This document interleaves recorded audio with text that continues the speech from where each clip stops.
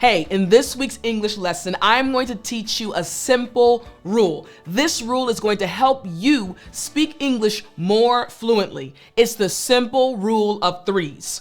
Are you ready? Well then, I'm teacher Tiffany. Let's jump right in. All right, so here's the simple intro to this rule. My English teachers, when I was in high school and even when I was in college, they taught this rule to me and every other English student. So native English speakers already know this rule, and now it's time for you to master it. Here's the simple rule. Provide enough support for your thoughts, your ideas, and opinions by giving 3 details, 3 examples, or 3 reasons. You heard me right. This simple rule right here is going to change your English. Let me explain it a little bit more. Starting with part number 1, 3 details. So the first part of this rule focuses on the important details of the topic, the subject, or person that you are discussing. In other words, you, my friend, want to help your listener visualize what you are talking about. So what does this actually look like? Let's look at this example right here.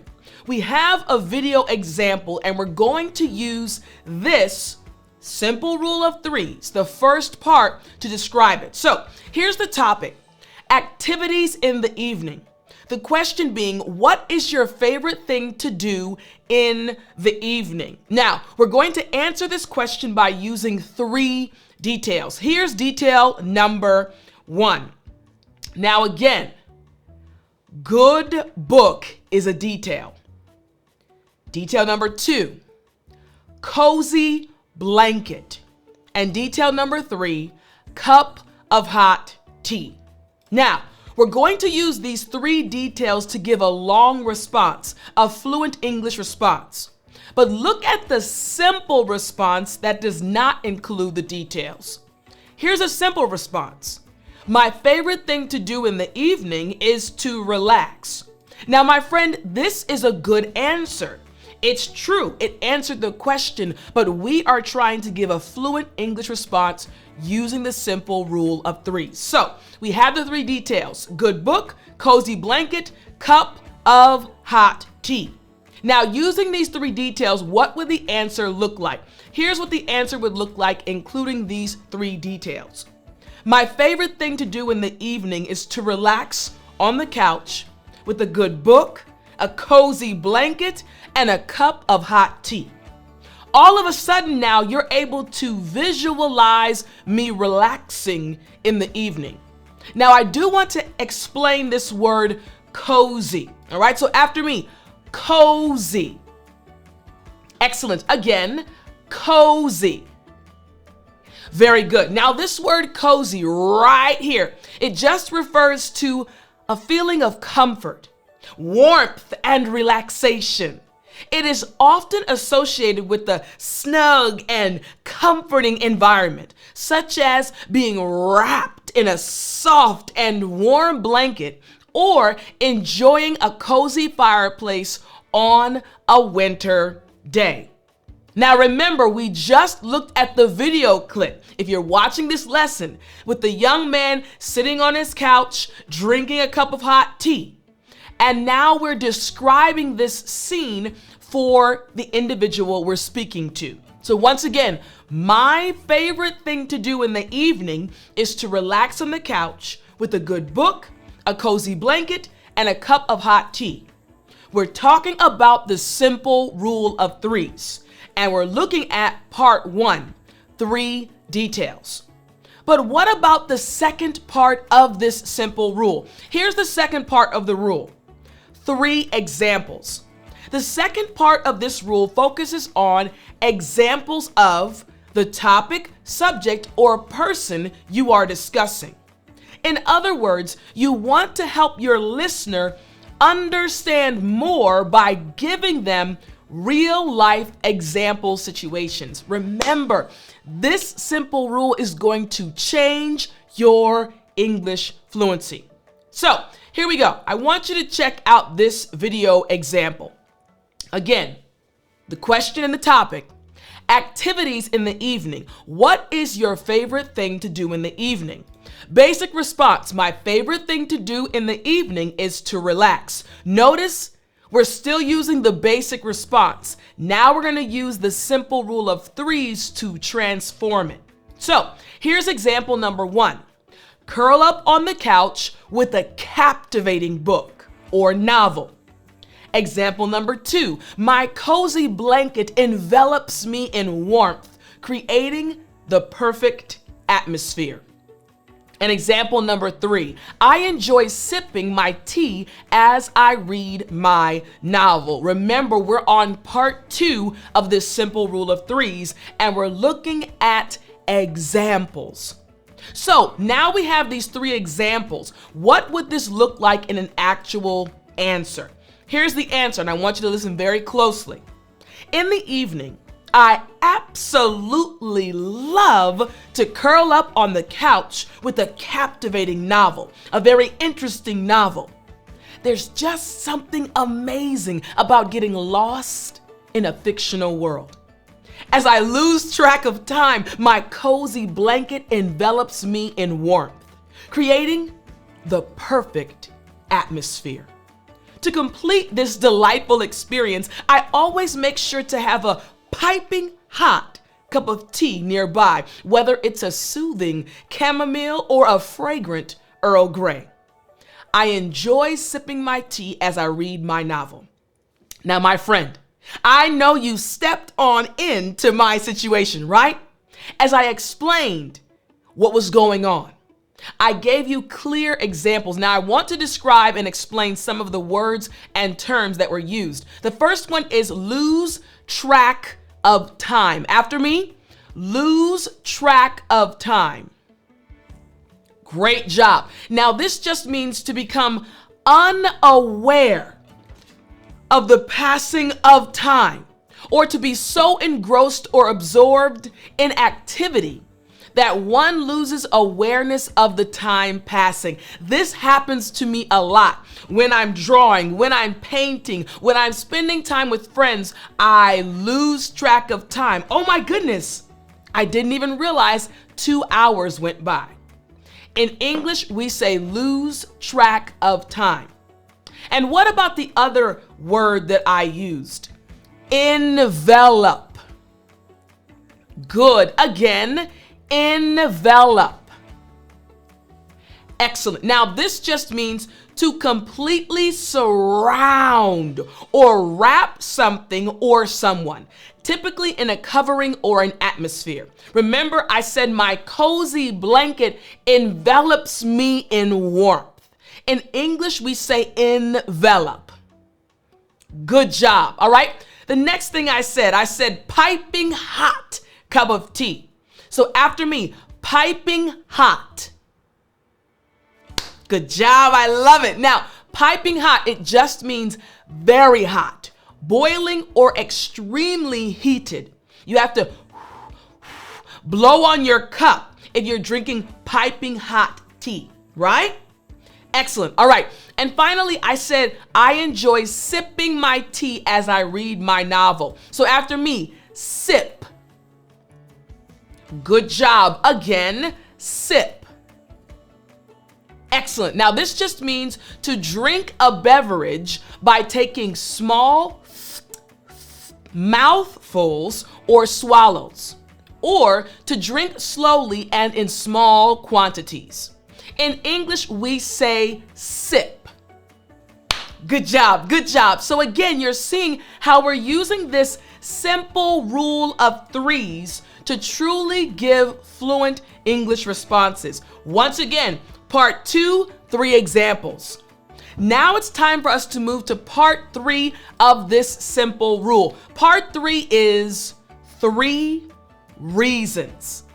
The third part of this rule focuses on giving specific reasons for your ideas on the topic, subject, or person you are discussing. In other words, you want to help your listener understand your thought process and how you developed your idea. Remember, this simple rule of threes is going to help you, starting today, speak English more fluently. Remember this rule, and I guarantee it will transform the way you speak English. So, same situation. Activities in the evening. What is your favorite thing to do in the evening? The simple response. My favorite thing to do in the evening is to relax. We have the same response. Now we're using part 3 of our rule. Here's the first reason. Allows me to escape from the stresses of the day. Reason 2. Snuggling under a soft blanket creates a sense of comfort and relaxation.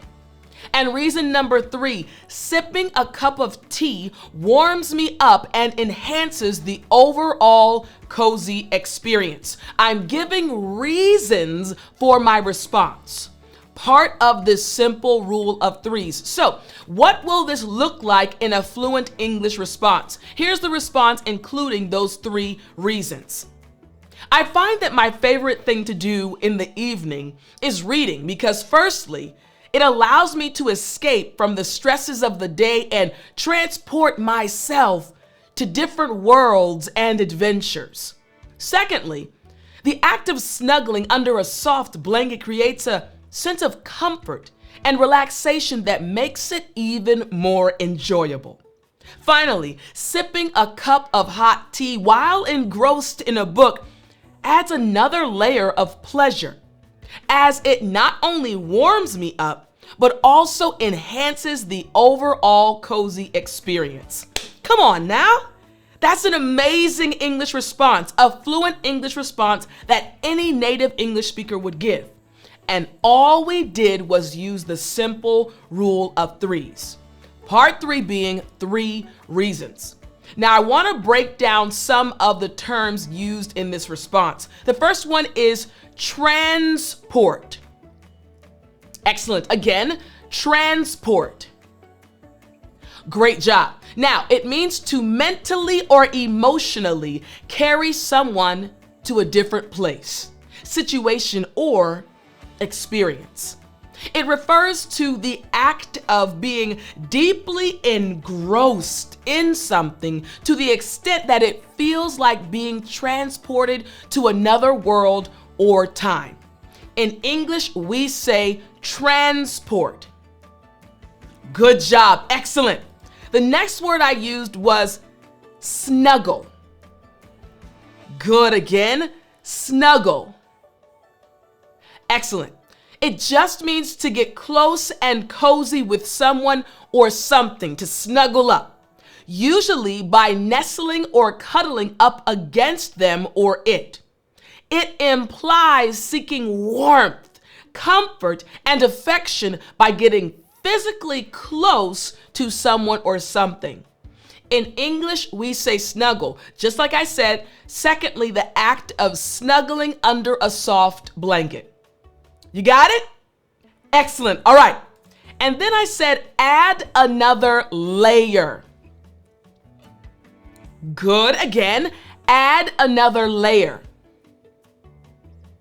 Excellent. Now, this expression just means to introduce an additional aspect or element that enriches or deepens an experience, idea, or situation. It suggests enhancing or expanding upon something by incorporating another dimension or level of complexity. In English, we say add another layer. Again, I said while engrossed in a book adds another layer of pleasure. I was already enjoying the experience of snuggling up in my blanket, but now engrossing myself in this novel adds another layer of pleasure. You got it? Excellent. All right, here we go. The last word I want to explain is enhance. Good. Again, enhance. Excellent. Now, this just means to improve or amplify the quality, value, or effectiveness of something. It involves making something better, stronger, or more desirable by adding elements or features that enhance its overall impact or appeal. to make something better or have a greater impact. Make sense? Excellent. All right. So again, you understand the words and you see how the 3 reasons helped us expand our response and make it more of a fluent English response. I hope you enjoyed today's lesson, and remember, this simple rule of 3s can transform your English fluency. Don't forget, if you want to continue improving your English with me, you can get my free email every week, 3 times a week. I send it out totally for free. Go to www.dailyenglishvocabulary.com. This one is actually from Sunday to Friday, more than 3 times a week. So if you want daily English vocabulary sent to you via email for free, go to www.dailyenglishvocabulary.com, and I'll talk to you in the next lesson.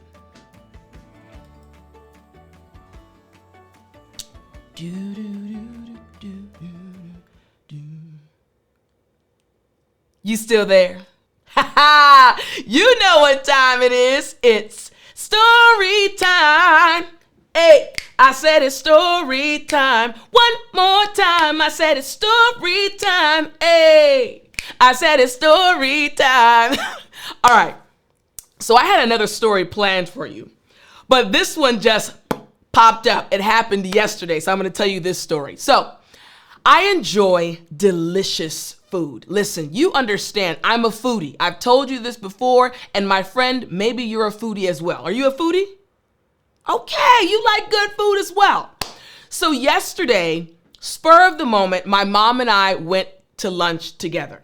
I was at home working, and I called her, and she mentioned going to lunch, and I said, yes, let's do it.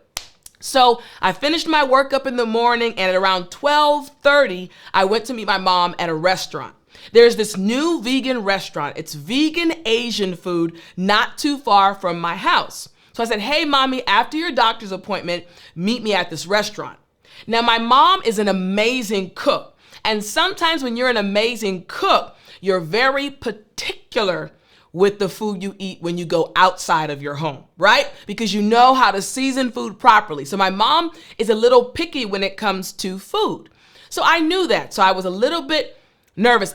Maybe she'll like this restaurant, maybe she won't. My sister and I absolutely love it. My nieces love it. So I said, maybe my mom will like it. So we get to the restaurant, and I ordered before my mom got there. I ordered the things that I like and my sister like. I said, okay, these have been winners with me and my sister. Hopefully my mom will like them as well. So my mom arrives, puts her purse down, her jacket, and then goes to the bathroom and comes back, and we're just chit-chatting it up, just talking. And the food arrives. 1 dish, 2 dishes, 3 dishes, 4 dishes, and they're placed in front of us. And I see my mom, okay. Just kind of looking at the dishes. I'm still like, ooh, I hope she'll like them. So she takes her fork out and she, puts some of the food onto her plate. And so we continue our conversation, and she puts the fork to her mouth. One of my favorite dishes, she puts the fork to her mouth and says, wait a minute. Now, I'll tell you something about African Americans. When something is delicious, we don't smile, we frown. Let me explain. If something is real good, we do this. Whoa, wait a minute. That's letting you know that this food right here is good. So I saw that frown come on her face, and I said, okay, we're doing good. And then the heat kicked in. So my family, we like spicy food, right? So she bit into it. The frown came. She said, it is spicy too? Yes. So I was happy. I knew she liked it. Now we kept eating, and she looked happy. And then I had to get up to get a napkin. So I stood up to walk up to get some napkins. And on my way back, my mom's back was to me. She couldn't see me, but I could see her. And I saw my mom doing this. I mean, the shoulders were dipping. She was just a shimmying, and I bust out laughing. I said, I guess you like it, mommy. She said, ooh, girl, I love it. So we had a wonderful meal together yesterday. My mom loved everything that was ordered, and it made me happy. I sent all of the leftovers home with her. because I was happy that my mom, who cooks so well and who blesses me, my sister, and my whole family all the time with great food, finally was able to eat something she hadn't cooked, but she actually loved. So I hope you enjoyed today's story, and I'll talk to you in the next lesson.